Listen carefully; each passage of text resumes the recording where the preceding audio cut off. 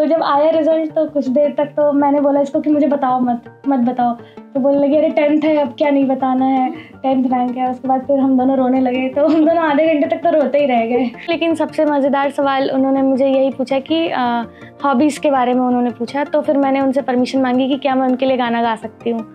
जी, तो फिर मैंने उनको 2 लाइनें सुनाई। ओ पालनहारे निर्गुण और न्यारे, तुमरे बिन हमरा कौनो नहीं, हमरी उलझन सुलझाओ भगवन, तुमरे बिन हमरा कौनो नहीं।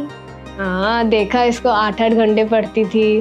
हाँ, बहुत मेहनत की इसने। अपनी बहनों को कुछ ज़रूर करूँगी इनके लिए, क्योंकि इन लोगों ने बहुत सपोर्ट किया, जैसे मैंने बताया मेंटली इमोशनली बहुत ड्रेनेज हो जाता है 1 साल 1.5 साल की प्रिपरेशन। बट पढ़ाई के अलावा जो एक कहते हैं कि प्रैक्टिस और मेंटल प्रिपरेशन जो करनी होती है कि सवालों को कैसे अटेम्प्ट करना है, कितना गेस करना है, किस सवाल को छोड़ देना है और किस सवाल पे ज़्यादा टाइम देके उसको कोशिश करना है कि गेस वर्क काम कर जाए। पढ़ाई लिखाई के लिए अब शादी ब्याह करना है, लेकिन जब पढ़ने लगी तो भाई सपोर्ट करने लगे। बातें यूपी की। नहीं सोचा तो नहीं था, लगा था कि लिस्ट में, बस इतना सोच रही थी कि लिस्ट में नाम आए, लेकिन इतना 10वीं रैंक आएगी इसका नहीं सोचा था मैंने कभी। ये मेरा दूसरा अटेम्प्ट था। पहली बार जो अटेम्प्ट दिया था मैंने उसमें तो मेरा प्रीलिम्स नहीं हो पाया था, तो फिर उसके बाद थोड़ा ब्रेक लेके मैंने दोबारा स्टार्ट करा। तो जो भी गलतियाँ हुई थी पहले अटेम्प्ट में उन पे ध्यान दिया, तो इस वजह से इस बार थोड़ा सा तीनों स्टेजेस में हो गया मेरा। मेरा नाम ऐश्वर्यम प्रजापति है और मैं लखनऊ की रहने वाली हूँ। शुरुआती जो मेरी पढ़ाई हुई है वो लखनऊ के रानी लक्ष्मीबाई मेमोरियल स्कूल से हुई है और उसके बाद 10th और 12th मैंने वहीं से करा है। उसके बाद मैं NIT उत्तराखंड से मैंने BTech में ग्रेजुएशन करा। उसके बाद मैंने 1 साल लार्सन एंड टूब्रो में जॉब करी, जिसको रिज़ाइन करने के बाद मैंने ये परीक्षा की प्रिपरेशन स्टार्ट करी। तो इंजीनियरिंग के बाद फिर सिविल सर्विसेज की तरफ ऐसा कैसे? जी, मेरे मन में हमेशा से ही था, क्योंकि पापा मुझे हमेशा ही मोटिवेट करते थे कि तुम इसमें जाओ और ज़रूर एक बार प्रिपरेशन करो। तो दिमाग में हमेशा से था कि ठीक है एक बार तो मैं ज़रूर ट्राई करूँगी। तो जॉब के बाद 1 साल बाद मैंने सोचा कि अब टाइम है तो मैं अब शुरू कर सकती हूँ, तो इसलिए मैंने शुरू किया। जी, मैं यही कहना चाहूँगी कि मेरी बहनों ने मुझे बहुत सपोर्ट किया। एक बहन मुझसे 2 साल छोटी है, तो एकदम हमारा बहुत ही साथ में रहता था हर चीज़। तो जब भी मेरे प्रिपरेशन के टाइम पे जब भी थोड़ा सा भी लो फेज़ आया, तो उसने मुझे बहुत ही इमोशनली और मेंटली सपोर्ट किया और हमेशा वो मोटिवेट करती थी, हमेशा कहती थी कि तुम्हारा ज़रूर होगा, तुम्हारा नहीं होगा तो किसका होगा। तो मुझे लगता है कि एक बहुत बड़ा मतलब पॉजिटिव एनवायरनमेंट मिलता है बहनों से, तो सबको अपने भाई-बहनों को ऐसे ही मोटिवेट करना चाहिए। जब इंटरव्यू के लिए जा रहे थे तब तो बहुत ज़्यादा डरी हुई थी मैं, बहुत ज़्यादा नर्वस थी, ऐसा लग रहा था कि मैं बोल नहीं पाऊँगी। लेकिन जब वहाँ पे पहुँचे और एंटर किए रूम में, तो मतलब एटमॉस्फेयर बहुत ही पॉजिटिव और बहुत ही नॉर्मल सा था। बोर्ड मेंबर्स भी थे, सब स्माइल कर रहे थे, मैं भी स्माइल कर रही थी, तो बहुत ही अच्छे से हो गया। बिल्कुल लगा ही नहीं कि असली इंटरव्यू चल रहा है और कोई प्रेशर फील नहीं हुआ। निकलने के बाद मैं बहुत खुश थी। सवाल कैसे थे? जी, कुछ तो मेरे जॉब से रिलेटेड थे, जॉब प्रोफाइल से, जैसे कि मैं वहाँ पे किस पोजीशन पे थी, क्या-क्या रिस्पॉन्सिबिलिटीज़ थी। बाकी मेरे ग्रेजुएशन सब्जेक्ट से भी बहुत सवाल पूछे गए। सबसे टफ सवाल क्या था और सबसे मजेदार सवाल क्या था? जी, इतना तो मैं ध्यान नहीं कर पा रही हूँ, लेकिन सबसे मज़ेदार सवाल उन्होंने मुझे यही पूछा कि हॉबीज़ के बारे में उन्होंने पूछा, तो फिर मैंने उनसे परमिशन मांगी कि क्या मैं उनके लिए गाना गा सकती हूँ। जी, तो फिर मैंने उनको 2 लाइनें सुनाई। वही गाऊँगी जो मैंने वहाँ पर गाया था।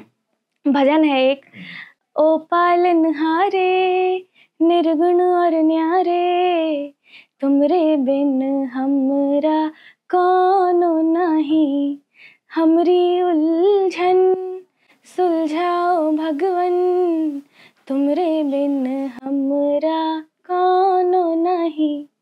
मध्यम वर्गीय परिवार से होने के वजह से ही मुझे लगता है कि पढ़ाई के प्रति मेरा हमेशा बहुत ही सीरियस एटीट्यूड रहा है। तो पढ़ाई को, क्योंकि पापा ने हमेशा यही कहा है कि पढ़ाई को ही हम अपना एक औज़ार बना सकते हैं आगे बढ़ने का, तो बहुत ही सीरियसली मैंने पढ़ाई को लिया, मेरी बहनों ने भी। तो यही कहना चाहूँगी सबसे कि अपनी पढ़ाई को हमेशा सर्वोपरि रखें और हमेशा अपने लक्ष्य के प्रति बहुत ही ईमानदारी से काम करें। जी, मेरा नाम डॉक्टर राम कोमल प्रसाद प्रजापति है।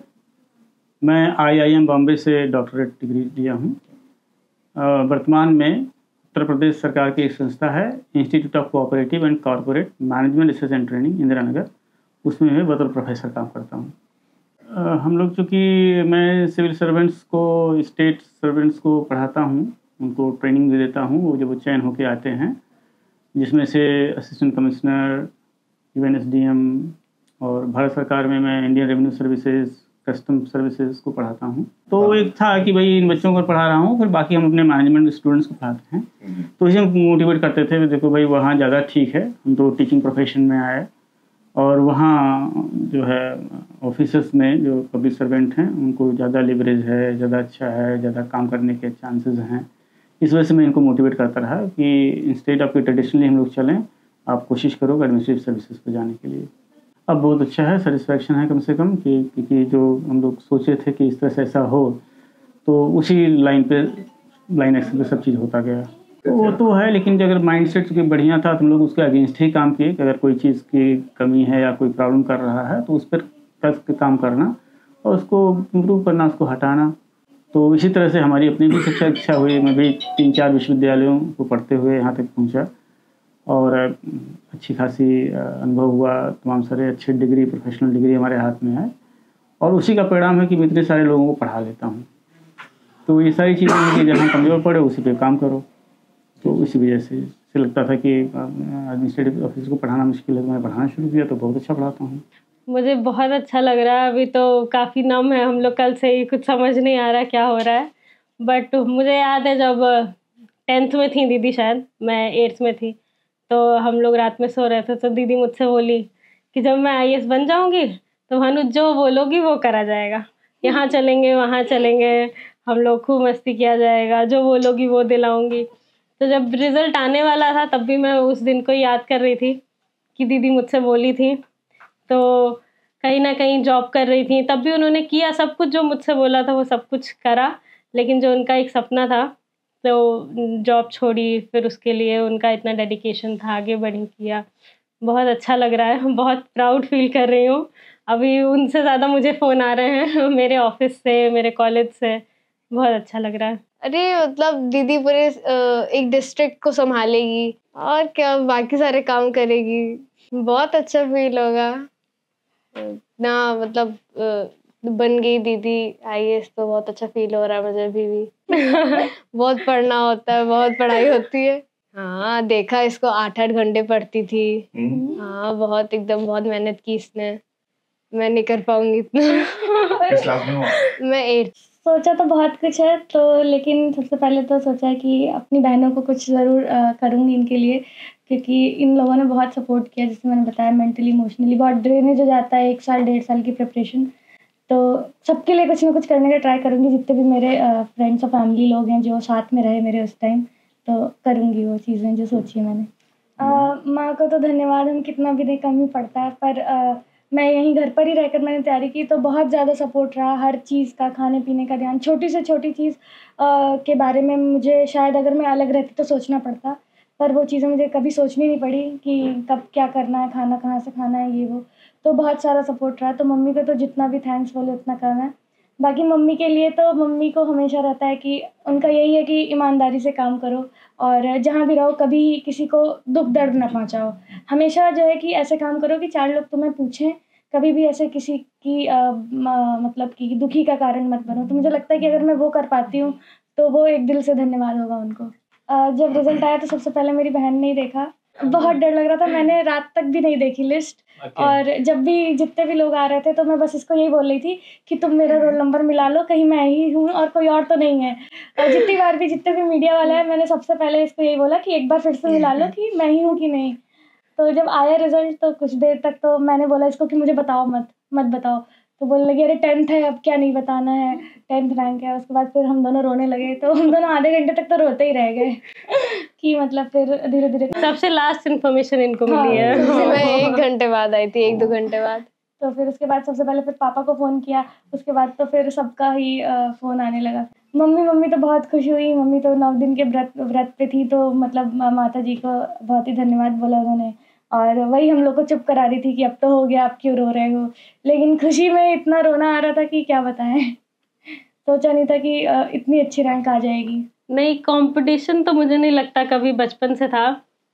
हम लोग में बस 2 साल का ही डिफरेंस है, बट मेरे लिए मेरा पूरा गार्जियन फैमिली हमेशा दीदी से ही रहा है कि सब कुछ दीदी हैं, कुछ भी हो दीदी हैं, दीदी हैं, दीदी हैं। मेरा सारा स्कूल का, कॉलेज, पढ़ाई सब कुछ सपोर्ट बहुत अच्छे से किया। तो जो इन्होंने किया मुझे लग रहा है मैं भी उसी रास्ते पे पीछे पीछे चली। इन्होंने इंजीनियरिंग की, मैथ्स लिया, मैंने भी मैथ्स लिया, फिर इंजीनियरिंग की। हम लोग का सेम ही ट्रेड है, इलेक्ट्रिकली। नहीं तो हमेशा बहुत सपोर्ट रहा। जॉब में भी अभी मैं मेरे साथ ही थी 2 महीना, इंटरव्यू के बाद मैंने इनको बुला लिया था अपने पास ही।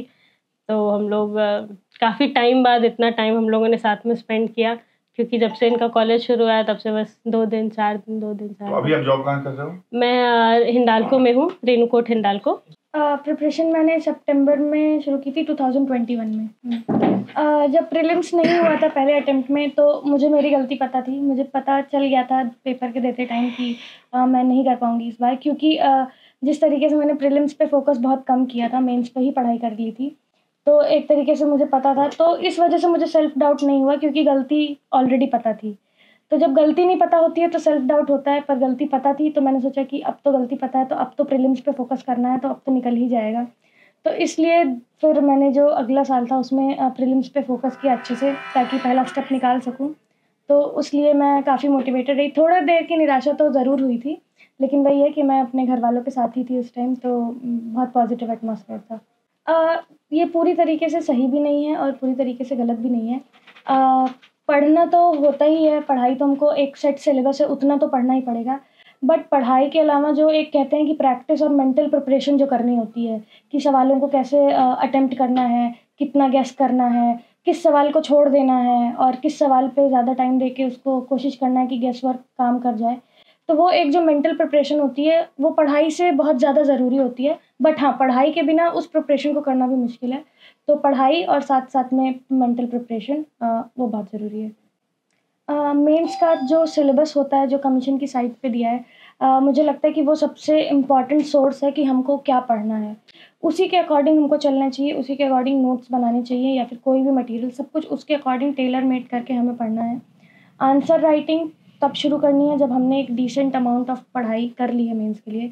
और आंसर राइटिंग में भी प्रैक्टिस बहुत ज़रूरी है। 3 घंटे में पेपर ख़त्म करना, पेपर में जो क्वेश्चन दिए हुए उसकी डिमांड क्या है उसको समझना, तो ये सब मुझे लगता है कि सिर्फ़ और सिर्फ प्रैक्टिस से ही आता है। तो जितना ज़्यादा आप लिखेंगे और जितना ज़्यादा आप अपनी कॉपियाँ दूसरों को या अपने मेंटर्स को या जो साथ में कर रहे हैं पढ़ाई, उनको चेक कराएंगे, उनके जो है कि उनके पॉइंट्स देखेंगे कि वो क्या बोल रहे हैं, उससे जो है धीरे धीरे इम्प्रूवमेंट होता है। मुझे लगता है कि प्रैक्टिस बहुत ज़रूरी है मेंस के लिए। मेरे एक दोस्त हैं जो खुद भी अभी सर्विस में हैं, आदित्य दोहर, उनको भी मैं इस माध्यम से बहुत बहुत धन्यवाद देना चाहूँगी। उन्होंने भी मेरे आंसर्स पढ़े और अपनी कॉपीज़ भेजी, मुझे बताया कि कैसे लिखना होता है, कैसे करना होता है। तो इनका मैं बहुत ही स्पेशल धन्यवाद करना चाहूँगी यहाँ पे। बहुत अच्छा लग रहा है। बहुत कुछ सोचे थे कि पढ़ लिख के आगे बढ़िया।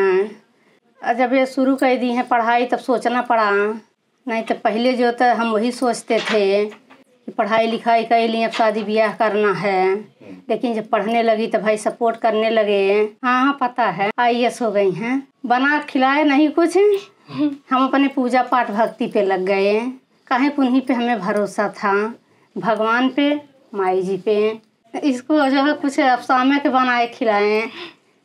ये तो 3 दिन से कुछ नहीं खाई थी, 3 दिन से खाना नहीं सब खा रही हैं। हाँ, खाना कहाँ बनता था, कोई नहीं सुधे खाता था। हम लोग 2 लोग व्रत थे, ये सब 3 थे तो कुछ नहीं खाती थी। ये भी सब हम लोग 3 दिन से बस ऐसे ही थे, रिजल्ट के इंतज़ार में।